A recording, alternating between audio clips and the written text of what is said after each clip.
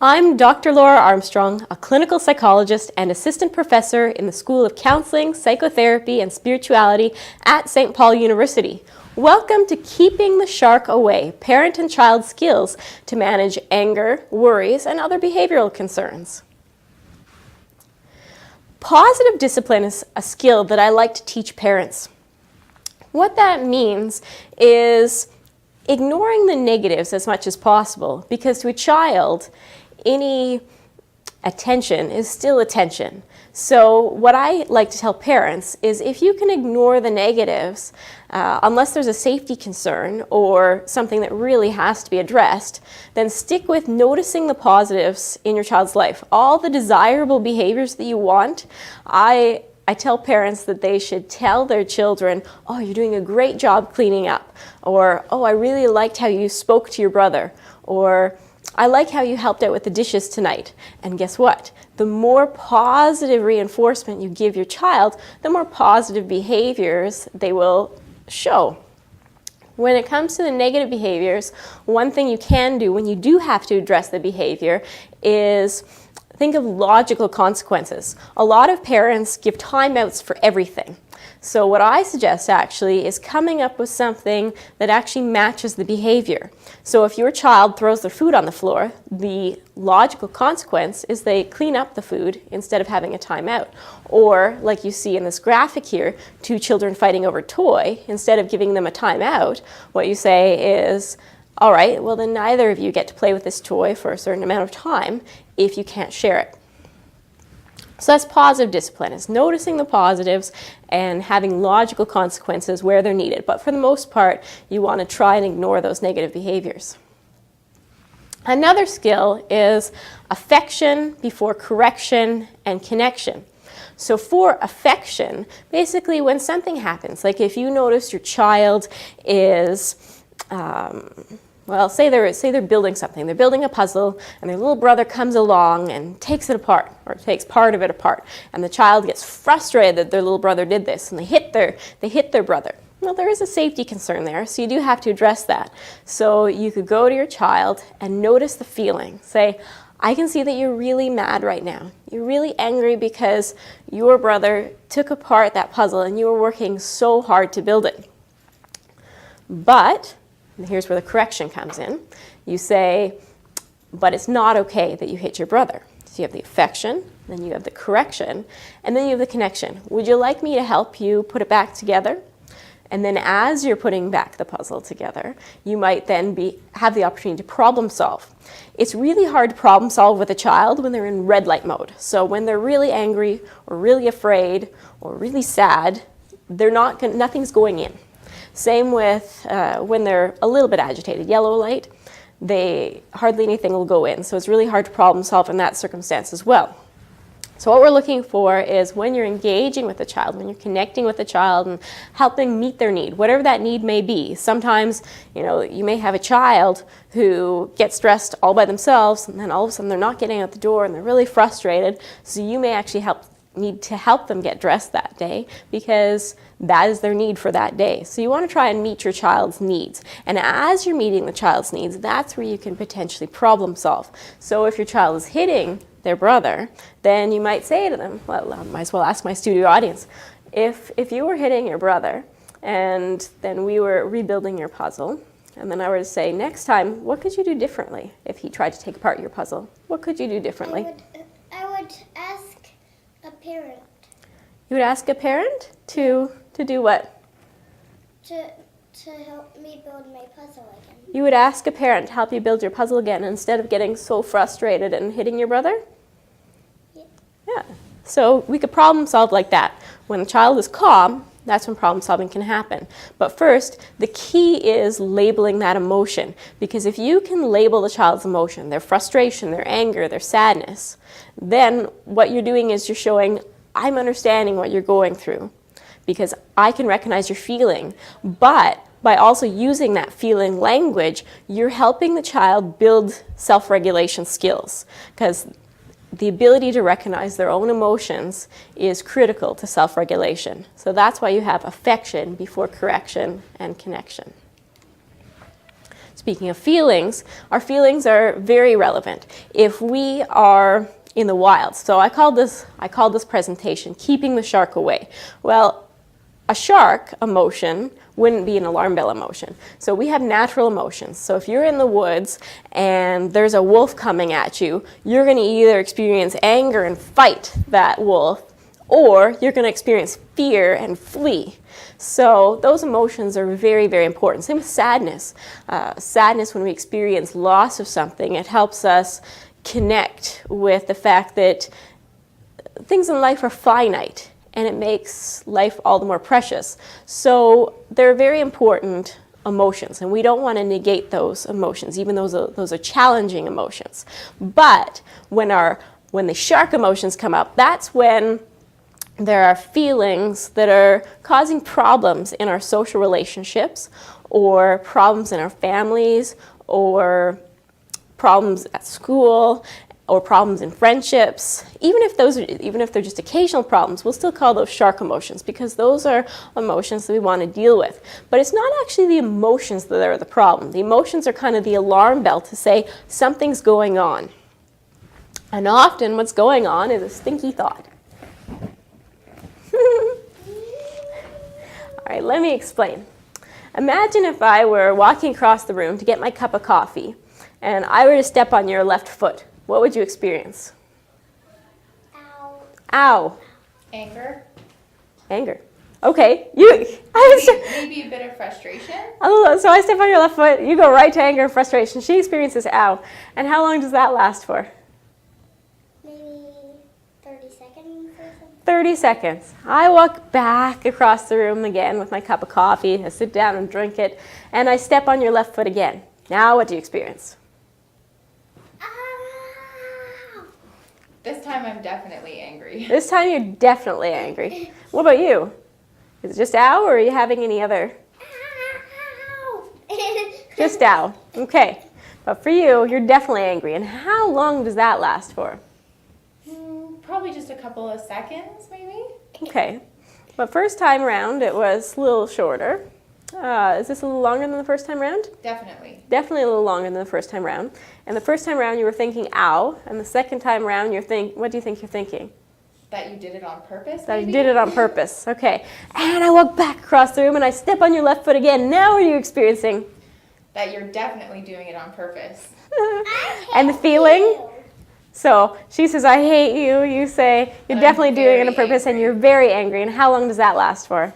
Probably longer, maybe 10 to 15 seconds. All right, so it lasts longer. So our basic feelings are pleasure and pain. And when our thoughts get in the way, like she definitely did it on purpose, or I hate you, then what happens is we no longer experience that basic experience of pain or the basic experience of pleasure. The thoughts mask that. So that's when the shark thoughts come up. It's when the shark feelings come up. It's when we have the thoughts that really get us stuck. So the thoughts that often get us stuck are shoulds, musts, and awfulizing thoughts. So a should is a thought like, she should have been more careful. A must would be, I must be perfect, otherwise I'm no good. An awfulizing thought would be, when your thoughts start to spiral and you think, oh, if I fail this, then I'm not going to graduate, and then I don't know what I'm going to do with the rest of my life. Your thoughts start spiraling. But then you get really anxious when your thoughts start spiraling. Well, in the case of the foot exercise, you just got really mad. Okay? So with the shoulds, musts, and awfulizing thoughts, they usually trigger fear or anger or sadness. Because if I stepped on someone's foot, I've had some people say, what did I do to deserve this? Okay? Then they'd feel really sad. So when you're experiencing those emotional alarm bells, it's usually our thoughts that are causing those emotions to go on and on and on. So as long as you have the thought, you will have those feelings. So one thing we can do is challenge those thoughts. So I need a volunteer. Here, okay. But you can both participate in this.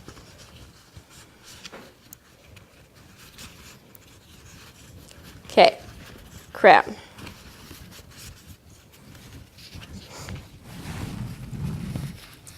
Okay, imagine if you were to have the thought, I'm going to fail. Let's put that on your crown of thoughts. What feeling face would you have if you had that thought, I'm going to fail? What feeling face would you have? Sadness. Sadness. Yeah. I would probably have I might be a little bit scared if I think I'm gonna fail. So you might be sad and scared at the same time. That's right. Yeah. Okay. But imagine if you thought you were going to fail something and then you thought to yourself, well, you know what? I practiced really hard. What's the opposite thought if I'm going to fail? I'm going to succeed. I'm going to succeed. I'm not gonna fail, and I'm going to do really well. I'm going to succeed, or I'm going to do really well. Or at least I'm not going to fail. Okay, I'm going to do really well. Now, if that was the thought on your crown, I'm going to do really well, what would your feeling face be? Happy. Happy. Okay, so you can see that by changing our thoughts, we can actually change our feelings. And one way we can change our thoughts is by thinking about how can I think about this situation a little different. Let me tell you a story. Imagine if Ernie and Bert were writing a test, and as they're writing this test, they both end up failing, and they find out that they fail, and after it, they both feel miserable, okay? Because they found out that they failed. Their friends invite them out, but Bert says, no, I'm too miserable, I'm going to go home. Ernie says, you know, I will go out with my friends. They're having cake and ice cream and playing baseball, so I'm going to go out with my friends. So Ernie goes out with his friends, Bert goes home to mope, and at the end of the day, Bert's thinking, this is terrible, this is awful.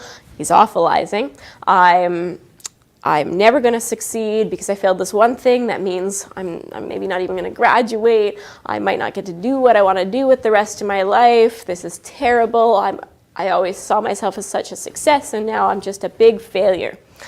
Whereas Ernie has had this great day with his friends, and at the end of the day, he says, you know what, I'm going to talk to the teacher, find out where I went wrong so I know how to do better next time, and then everything's going to be okay. So at the end of the day, he's had this plan of action, and he feels pretty good about what's going to come up. Even though it didn't go so well this time, he's not feeling bad at the end of the day, whereas Bert is feeling terrible at the end of the day.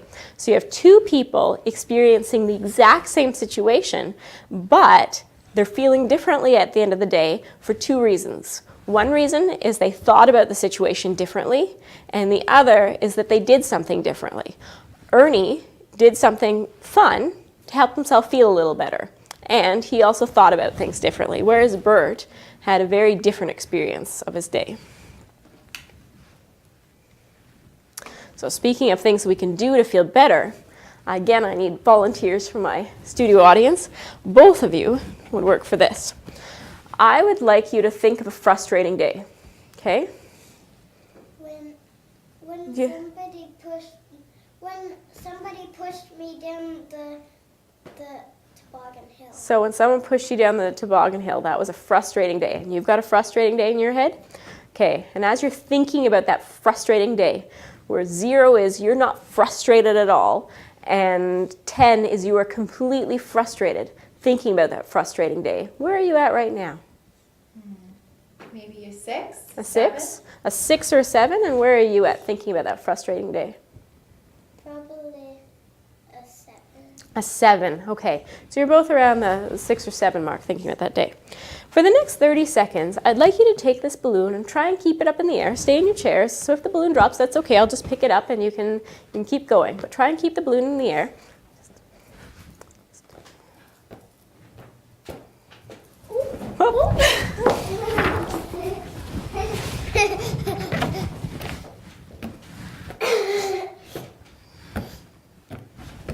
Mom.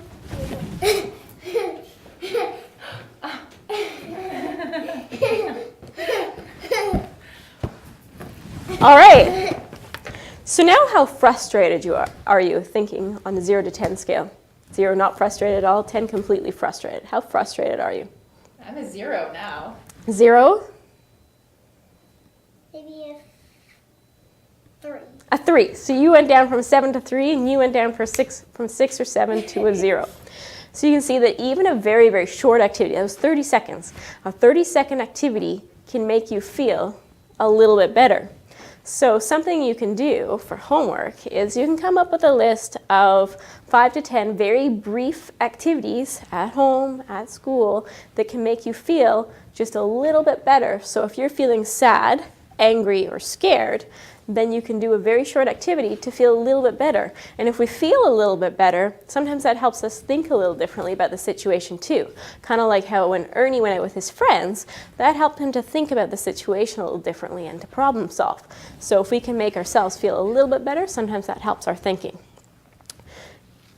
Other things that really help people's mood are fun family activities. If families have regular activities, things to look forward to each week, then often young people are a lot happier. Not always, but activities do help mood. Another thing that we can do if we're feeling sad, angry, or scared is a relaxation activity. Do you know what relaxation is? Not really. So relaxation is something that can make us feel less sad, angry, or scared. Something that can make us calm down a little bit. Okay? I'd like you to pretend that this is a bubble blower. Okay? And what I'd like you to do is I'd like you to take a big, deep breath in and pretend that you're blowing a really long stream of bubbles. Okay? Want to try that?